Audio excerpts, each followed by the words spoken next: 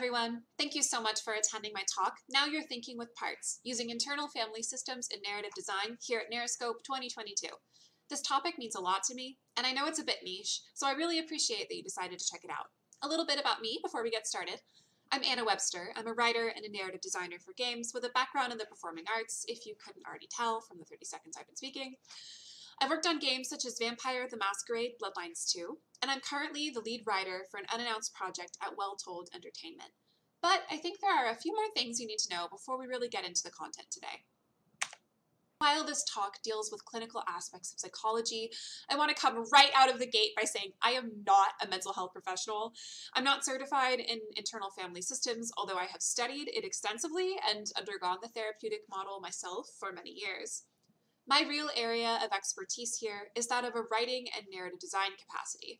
So my intent is to teach IFS as a framework or a tool that you can use to design characters and narratives, but nothing that's in this talk today should be considered mental health advice.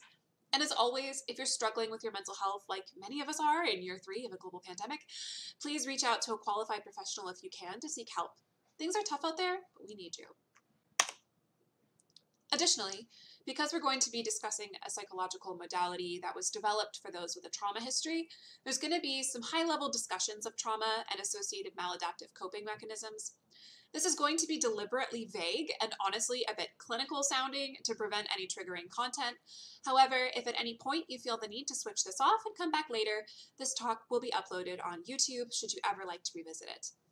Also, this talk will contain spoilers for Portal 2, which if you haven't played it, what are you doing watching this talk? Go get it. So here's what I plan to talk about today. I really want to do a general introduction of internal family systems. It's got a lot of its own unique vocabulary, so stick with me here. We're going to talk about the process of parts mapping, and we're going to look at Glados, Wheatley, and Portal as a series. And then we're going to have some further implications, considerations, and some pitfalls. Because what's a good system without a few pitfalls? All right, so let's get going with the basics. What is internal family systems, or IFS? IFS is an evidence-based model that was developed in the 1980s by psychologist Richard Schwartz. It's primarily a model of two things: understanding the mind and talking about the mind. The model is esteemed for its unique compartmentalization and systemization of emotions and experiences into what it calls parts. The language surrounding these parts further impacts our cognition of them. For example, rather than saying, "I'm sad today," IFS would say, "I have a sad part of today." For not all of you is sad, you are not sadness, and you can feel multiple emotions at the same time, such as the sensation of bittersweet. This illustrates IFS's belief that a part within a character or person does not exist in a vacuum. Parts can have relations to other parts. For example, you can be irritated at yourself for feeling sad about something. The model gets its name from Schwartz's background as a family therapist and his understanding of the dynamics therein. However, understanding the mind as a network of parts takes that understanding within a single individual, hence internal family systems. As a bonus, this method of talking about potentially very intense emotions and experiences by personifying them into parts creates a sense of objectivity, as they otherwise might be overwhelming to an individual. This makes IFS very helpful for those struggling with mental health concerns surrounding trauma or post-traumatic stress. This also makes it an excellent tool for writing and narrative design, where emotionally charged narrative beats can be discussed in a design sense as much as an emotional one. To reiterate, a part is not just an emotion. It should be seen as almost like a character in itself. It has its own history, wants, needs, and relationships. And to understand these features about a part is to get to know oneself. Now you might be thinking, hang on, I've heard this before. And you'd be right. The idea known academically as multiplicity of the mind is not a new concept. Even Pixar did it. The idea is typically traced back to Sigmund Freud with his id ego and superego, but we're not going to talk about him. We can also think of Carl Jung and his archetypes, or Frederick Bartlett and his schemas, but IFS has one key difference. IFS is concerned with the roles, relationships, and patterns that these parts experience, rather than just the idea that there's multiplicity at all. And if there's one thing we know about humans, it's that we love roles and patterns. But before we get into the intricacies of categories and the typical mechanisms of relationship, we need to cover the golden rule of IFS. There are no bad parts. While parts within a system may feel destructive or even harmful, it's important that we remember that parts are usually just fulfilling a role or undergoing a pattern. We must operate under the compassionate assumption that they all have a good reason for being, and that they are all just trying to help in their own way, even if they're doing so in a way that is maladaptive or misguided. This is another way that IFS differs from the model of Freud, Jung, or Bartlett. It's a much kinder look at the powerful emotions that color our lives. So let's look at the official types of parts. There are 3 primary roles a part can take: exile, manager, firefighter, and one special one, the self. Each of these classifications has their own typical behaviors and patterns that they follow within a person or character. Think of it like a class in an RPG. And much like a party of adventurers, a person's system can have multiple parts of the same role, with the exception of the self, who is like a GM, which there's only one of. We'll get back to why this is important in just a little bit. So let's take it from the top. First up, the ever misunderstood exiles. Exiles are painful beliefs, memories, or emotions that people would rather not think about in day-to-day life. Many characters in games have an experience or sensation that might be an exile. The death of a loved one, for example, might result in a grief exile. These parts are named as such because we shun them, mostly out of a sense of self-preservation. We exile them from our very consciousness because how is someone supposed to go to work or take care of their family if this painful or traumatic memory or belief is constantly buzzing in their ear? We can't. Humans have an impeccable knack for resilience, but we're also imperfect by nature. Shunning these painful parts to the far corners of our mind is a natural function that can happen subconsciously. As a result, these parts may be seen to the individual or to other parts in the system as bothersome, destructive, sometimes even dangerous. Like they may fear that if this exile were to free roam about the mind, they might overwhelm the person or character entirely. But the work involved in listening to what they have to say and allowing them to be healed is the key for dramatic character growth. But before we can get to that point, exiles remain shunned from the rest of the group, so they don't upset anyone.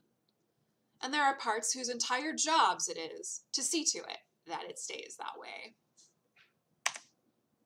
Enter our second variety of parts, the manager. The job of the manager is to make sure that the character feels in control of every situation and relationship to prevent future harm and allow them to function in everyday life. They keep a person distracted from the painful exiles and their associated feelings to prevent emotional meltdown, often by adopting some kind of technique mentioned here. Perhaps to avoid thinking about an exile or putting themselves in a similar situation in the future, a character resorts to perfectionism, excessive planning, becoming paranoid, or overly pessimistic. These are all attempts at keeping the character or person firmly in control of their future and their emotions. Remember what we said earlier about no bad parts? Managers do their jobs not out of contempt, but out of a sense of protection for the character or person in which they exist. Managers can sometimes be maladaptive in this way, but they're simply trying to prevent things from getting out of hand. But there comes a point where even managers can't do it all. You see, the problem with feelings is that they often just want to be felt, validated, and addressed. And you can only banish an exile for so long before it either demands to be heard or is otherwise activated by an external trigger. Upsetting an exile can send a character into a rage or a fit of despair, a phenomenon known as flooding.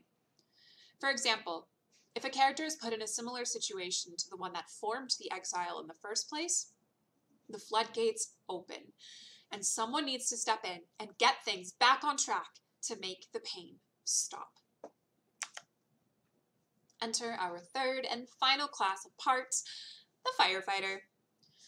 Firefighters are parts that purely exist to quell any exiles on a rampage. They are the emergency responders that often come in the form of maladaptive behaviors that shield from pain, such as those listed here.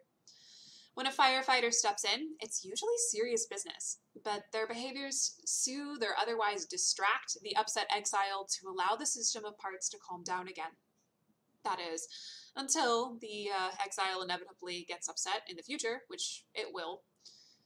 You can really see how this type of pattern unfolds, right? Painful emotion or memory gets exiled. Manager tries to keep it at bay. When that doesn't work anymore, or the exile is triggered, the firefighter comes to the rescue. Rinse and repeat.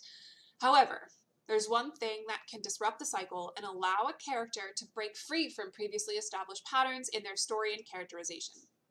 And that's our good old friend, the self. IFS is similar to Jungian schools of thought, wherein each individual possesses an entity known as the self. Unlike Jung, however, IFS says that there's no such thing as a false self. The self is the core center of an individual person or character. It is divine, innate, and cannot be taken away, damaged, or destroyed. The self is calm, collected, warm, kind, and leads via intuition. The self is seen as the agent for positive change within characters. Because it is innately curious and non-judgmental, it is not afraid of the exile and its powerful feelings, it is not swayed by the manager's persuasion, and it does not scold the firefighter for its intense methods. And by looking at the system of a character with that in mind, you can figure out how a character might progress into having a really satisfying narrative arc. Traditional narratology structures, such as the story circle or the hero's journey, yes, I said it, sue me, often depict growth and change as coming from an additional outside helper. IFS instead acknowledges that while outside presences may be helpful and supportive in a journey, the true healing comes from within the individual because of a concept known as self-energy, wherein an individual acts authentically and compassionately as an agent of their own thoughts, dreams, desires, and feelings. You got all that? Another traditional narratology feature is show, don't tell. So let me show you what I mean. A critical part of getting to know the parts of a system is much the same as learning about the land, sea, or stars. You draw a map. Also, I promise we're getting to the part about Portal 2. Just hang in there. Parts maps are the real tools of sussing out the parts and their dynamics within a character. It's a single snapshot of a character's psyche, which can indicate their strengths, weaknesses, and motivators, all in a single image. Because it's something you can literally sketch on a Starbucks napkin or a Post-it note, it's super inexpensive and a quick tool to evaluate the psychological and emotional elements of a character's characterization. Once you learn the ins and outs of the process, you can even doodle them up inside your head, which saves time and napkins. Here's an example of a parts map that I found online. There's so many ways of drawing out a map, and there's no real standardized process to it. Whatever makes sense in your own cognition is good enough. A few things to note within this example, however. Parts tend to be grouped or placed based on category and their relationship. Down in the bottom right, we can infer it's likely an exile based on how it's set apart from the rest of the system.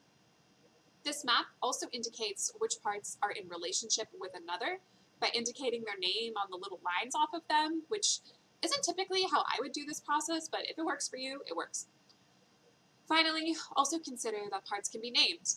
There are sometimes self-explanatory names such as anger part or trauma response part. However, sometimes people get creative. There's one part on this map that's just named Judy.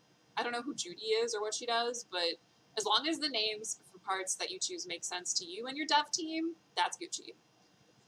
So at this point of the talk, I was planning on drawing out some maps for characters of my own, you know, from the games I've written for. Well, my current game is unannounced and my previous game remains unreleased, so it's awkward. In order to prevent breaches of the non-disclosure agreement, I decided that I was going to have to try something a little different. I was going to have to use another game to illustrate this process in action. So I thought, okay, I'll make a little checklist of all the features I would want for the game I plan to use. It would need to be something that most people would know, so folks would have some frame of reference. For efficiency, I knew it had to be something with a relatively small main cast. And the members of this cast had to show some degree of change or growth across the game, so I could show how introducing a system to self-energy could change the entire dynamic of the cast, and I basically needed a game that could do it all. And that game is Portal 2. It ticked all the boxes, and as a person who was originally planning to be an opera singer, it's very special to me. So Let's get started with parts mapping the cast. First up, we have the lovely Glados. So, beginning with a blank slate here, these are just the steps that I find most easy for mapping, finding each of the parts in the order that I just introduced them to you, then identifying your catalyst for change, and finally, the application of self-energy into a character system. So let's get started. So let's begin with exiles.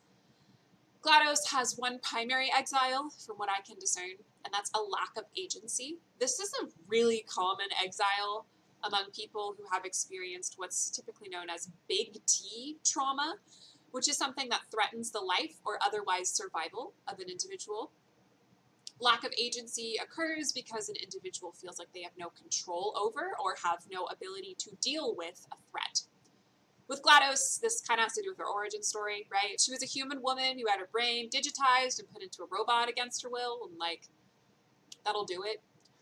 And while this exile is considered quite old within her system, you'll see that it gets activated a lot across the two games that we have with her. So how does she possibly manage to keep this gargantuan exile at bay? Her primary manager is control. By being able to see and control everything that goes on within the Enrichment Center, Glados finds solace in feeling in control to make sure that she is never put into a situation without agency ever again. She finds comfort in all the cameras, tests, and processes that follow order, reason, and structure. And like with most managers, this worked for a while, but it's only a matter of time before an exile is activated by an external trigger or just has had enough of being ignored. So what does Glados resort to when this happens? Violence. That's her only remaining option. When that exile becomes frightened of being helpless at the hands of other scientists that built her and oversaw her operations, she killed them, flooding the Enrichment Center with a deadly neurotoxin. When Chell became a real threat, breaking from the typical testing protocols to escape, she tried to have her killed. When Chell woke up again out of cryosleep, she tried to have her killed again. And time again, Glados reaches for violence as the ultimate way to make herself feel safe and to assure that little exile that it will never have to be put in that helpless situation ever again. So here's the thing. Potatoes aren't usually a plot device, but in this case, they are. I mean, change comes in many forms, some of them tuber, and in this case, the catalyst for change is a potato. All jokes aside, when Glados' throne is usurped by Wheatley, she loses her interfaced connections with the Enrichment Center around her, effectively cutting her off from her primary manager and firefighter. You can only imagine how terrifying this must have been for her little delicious form in that moment. Her exile has just experienced its greatest fear, the same lack of agency that created it. Only now, she's bereft of her usual fixes. Her behavior begins to change because it has to. In real-world, non-potato humans, sometimes this can happen as well.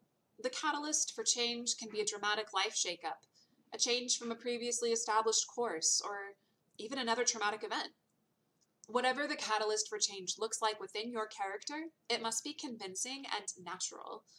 And we as writers and narrative designers must be there to help boost them into a better, more self-led way of life. So let's talk about the application of self-energy. The most important thing that self can do is holding space. And yeah, that definitely sounds a little live, laugh, love, but it's an important concept. Holding space essentially means being present with something in a non-judgmental way. Self-energy is able to do this for exiles. We see this happen when Chell and Glados descend into the long-forgotten depths of aperture science and learn about Glados' synthesis and development. By having Chell and the player be present as Glados reopens those wounds, we have all as an audience held space for her, acting in the stead of her self-energy. And you know what? Because that exile feels heard and understood, it doesn't freak out. It doesn't rage. It doesn't threaten the balance of the rest of the system. Weird, right? And then, as a result of that, the firefighter has no reason to step in. because the exile has effectively learned to express and soothe itself.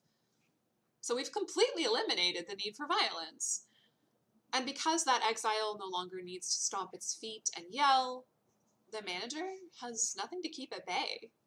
The manager can take a step back and the exile can become welcomed, just as one of the coercive parts within a system. This is all explicitly shown in the final boss sequence, when Glados is reinstalled upon her throne and no longer feels the need for violence toward Shell. She no longer feels the need to be in control of her either, effectively kicking her to the curb at the end of the game. Glados has been restored to homeostasis, whatever that looks like for a robot. Her exile has been healed, her self-energy restored, and the system brought back to balance. That's why her arc feels so good. It's so satisfying. It explains her previous characterization, and we witness her growth alongside her. That is what makes a good character arc. So I can already hear some folks thinking, hang on.